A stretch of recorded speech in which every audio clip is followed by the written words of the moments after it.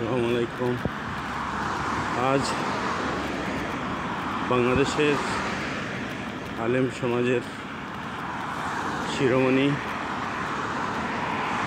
তাফসীর জগতের অন্যতম ব্যক্তিত্ব, বিশ্ব ইসলামী আন্দোলনের অবিসংবাদিত নেতা, বিশিষ্ট পার্লামেন্টারিয়ান আল্লামা দেলোয়ার হোসেন সাঈদী সাহেবের প্রথম মৃত্যুবার্ষিকী। আজকের এই দিনে মহান আল্লাহ পাক রব্বুল আলামিনের দরবারে তার শাহাদত কবুল করার পাশাপাশি জান্নাতের সুউচ্চ মুকামে হাসিল করুন, আমিন।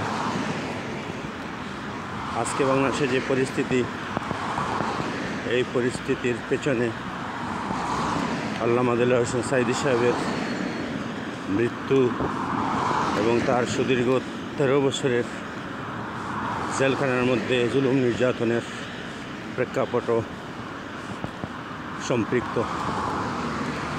কারণ এই জালিম সরকার অবৈধ ট্রাইব্যুনাল গঠন করে বাংলাদেশের দেশপ্রেমিক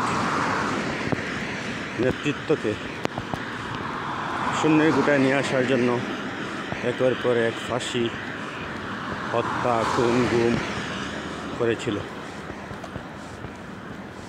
একদিকে আল্লামা দেলোয়ার হোসেন সাঈদী সাহেবের আজকের এই দিনে শোকাহত হওয়ার পাশাপাশি খুশিতেও মনটা ভরে উঠতেছে এই জন্য যে আজকে পত্রিকাতে দেখলাম মাননীয় আইন উপদেষ্টা এই আন্তর্জাতিক ট্রাইব্যুনালে শেখ হাসিনার বিচারের কথা বলতেছেন। তো আল্লাহর বিচার এভাবেই হয়।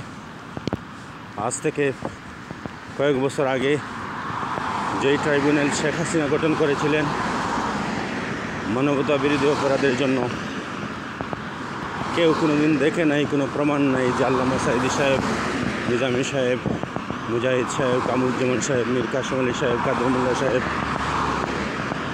কেউ মানুষ হত্যা করেছেন, ঘরবাড়ি জ্বালিয়েছেন। এ ধরনের কোনো প্রমাণ না থাকা সত্ত্বেও তাদের হাতে ক্ষমতা ছিল বলেই তারা দেশপ্রেমিক এই নেতৃত্বকে কাউকে ফাঁসিতে ঝুলিয়ে, কাউকে অবিচার করে জেলের মধ্যে মৃত্যুবরণ করতে হয়েছে, কেউ চিকিৎসারত অবস্থায় প্রিজন সেলে মৃত্যুবরণ করতে হয়েছে। অধ্যাপক গোলাম আজম প্রিজন সেলে দীর্ঘদিন ছিলেন, তিনি সেখানেই শাহাদত বরণ করেন। কিন্তু আজকে বাংলাদেশে যে তত্ত্বাবধায়ক সরকার রয়েছে সেটা এদেশের এবং সারা বিশ্বের মানুষ মেনে নিয়েছে। এই তত্ত্বাবধায়ক সরকারের ফর্মুলা যেটা অধ্যাপক গোলাম আজম সাহেব দিয়েছেন। আজকের এই প্রেক্ষাপটে আল্লামা দেলোয়ার হোসেন সাঈদী সাহেবের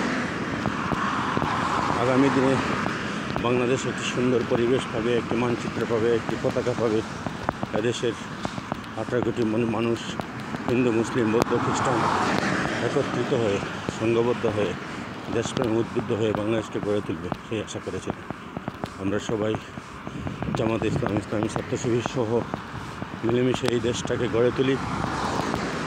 আল্লাহ পাক রব্বুল আলামিন সকল অপশক্তিকে বাংলাদেশ নিয়ে যারা কুচক্রী মহল তাদের ধ্বংস করে দিন এবং বাংলাদেশের মানুষকে সুন্দর একটি পরিবেশ বাস্তবায়নের তৌফিক দিন। আবারও আল্লামা দেলোয়ার হোসেন সাঈদী সাহেবের একটি আগে মুক্তিযোদ্ধাকে স্মরণ করছি এবং আজীবন তিনি আমাদের হৃদয়ে বেঁচে থাকবেন।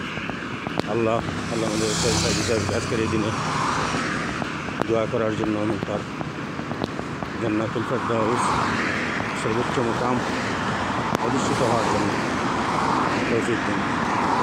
আসসালামু আলাইকুম ওয়া রাহমাতুল্লাহি ওয়া বারাকাতুহু।